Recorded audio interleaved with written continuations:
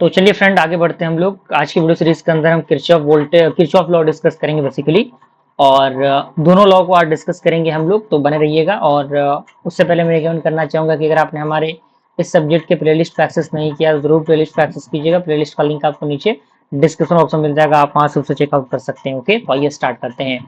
तो कह रहा है कि किरचॉफ गिव्स टू लॉज, यानी किरचॉफ ने दो लॉ को दिया था। पहला लॉ था आपका किरचॉफ करंट लॉ, दूसरा हमारा था किरचॉफ वोल्टेज लॉ। क्लियर। अब यहाँ पे सबसे पहला है किरचॉफ करंट लॉ, जिसे हम लोग केसीएल कहते हैं। तो ये क्या होता है?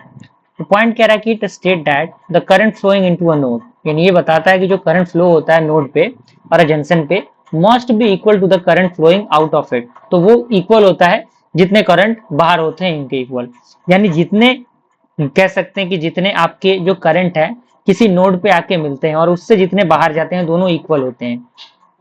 जैसे कि यहाँ पे देखिए कह रहा है कि this law is based on the principle of conservation of charge, यानी चार्ज के कंजर्वेशन पे। जैसे आप यहाँ पे देखिए I1 I2 आपका आ रहा है, I3 निकल रहा है, तो I1 प्लस I2 किसके इक्वल होगा? I3 के इक्वल होगा। क्लियर हुआ? अब यहाँ से आप देखिए, मान लीजिए कि अगर I3 यहाँ पे आ गया, मान लीजिए कि I3 आपका निकल रहा है, I3 फिर से आपका इस नोड पे आपको मिल गया, तो I1 I2 I3 किसके इक्वल होगा? 0 के इक्वल होगा। तो यहाँ पे एक फॉर्मेशन बनता है summation k is equal to 1 to n I के इज इक्वल टू 0 के इक्वल। ओके, यानी k का वैल्यू आपका 1 हो सकता है, 2 हो सकता है, 3 हो सकता है, अप टू n हो सकता है। ओके, तो ये आपका किरचॉफ करंट लॉ था। दूसरा हमारा क्या है? Kirchhoff voltage law. यहाँ पे पॉइंट कह रहा है कि it state that the algebraic sum of all branch voltage around any close loop of a network is 0 at all instant of time. यानी ये बताता है कि जो आपका अलजेब्रिक सम होता है जितने भी ब्रांच होते हैं वोल्टेज के अराउंड किसी भी एक क्लोज लूप के अंदर, वो क्या होंगे? 0 होंगे एट इंस्टेंट ऑफ टाइम के अकॉर्डिंग। एंड ये बेस्ड होता है किस पे? Law of conservation of energy पे। अब यहाँ पे इसका फॉर्मूला दिया हुआ है, जैसे कि आप देखिए, मान लीजिए V1 V2 V3 V4 आपका ऐड है, तो इसका समेशन किसके इक्वल होगा? 0 के इक्वल होगा, यानी V1 V2 V3 V4 is equal to 0। Clear. तो ये आपका क्या है? किरचॉफ वोल्टेज लॉ है। तो ये आपका Kirchhoff current law, Kirchhoff voltage law है। इससे रिलेटेड न्यूमेरिकल क्वेश्चन हम देख लेते हैं तो किस तरीके से हम सॉल्व करेंगे।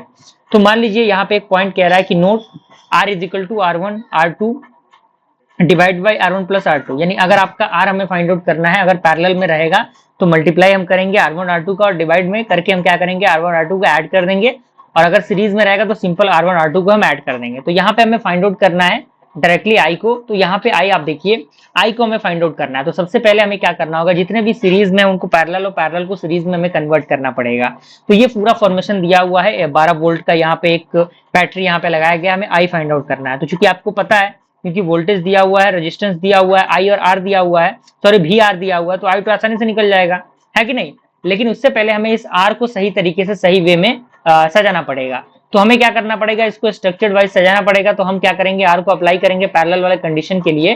तो यहाँ पे पैरेलल में क्या होगा? 2 इंटू 2 डिवाइडेड बाई 2 प्लस 2, यानी ये जो पैरेलल में है, 2 आपका पैरेलल में ये है 2 और 2 ओम, ये 2 और 2 ओम है, तो इनका क्या हो जाएगा? आपका 1 हो जाएगा। तो इन दोनों के बजाय हम डायरेक्टली एक सीरीज में 1 ओम लिख सकते हैं, और इसके लिए भी 1 ओम लिख सकते हैं। तो वही चीज यहाँ पे लिखा गया है, 1 ओम और 1 ओम, और बाकी की चीजें एज इट इज। अब यहाँ पे देखेंगे कि हमें दो चीजें फिर से सीरीज में मिल गई, तो सीरीज में मिल गई तो डायरेक्टली 2 ओम हो जाएगा, और ये भी सीरीज में मिल गया तो 2 ओम हो जाएगा। तो यहाँ पे आप देखिए, तो ये आपका 2 ओम बन गया, ये 2 ओम बन गया।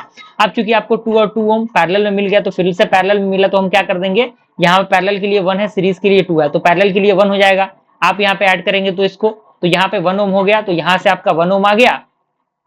और फिर से हम देखेंगे कि हमें यहाँ पे कुछ एप्लीकेशन अप्लाई करने पड़ रहे हैं। तो चूंकि हमें पता है कि ये दोनों सीरीज में है, तो सीरीज में होगा तो डायरेक्टली ऐड हो जाएगा।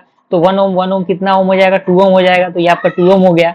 अब चूंकि फिर से 2 पैरेलल मिला, तो इसका क्या हो जाएगा? पैरेलल का 1 आएगा, तो यहाँ पे 1 ओम 1 ओम 1 ओम, तो यहाँ से टोटल 3 ओम हो जाएंगे। और बी का वैल्यू 12 ओम दिया ही है, तो आई का हमारा वैल्यू निकल जाएगा, I is equal to V upon R। तो यहाँ से आई का वैल्यू कितना हो जाएगा? आपका जो है 4 एम्पियर आ जाएगा। तो इस तरीके से हम क्या करेंगे? इन क्वेश्चंस को सॉल्व करेंगे।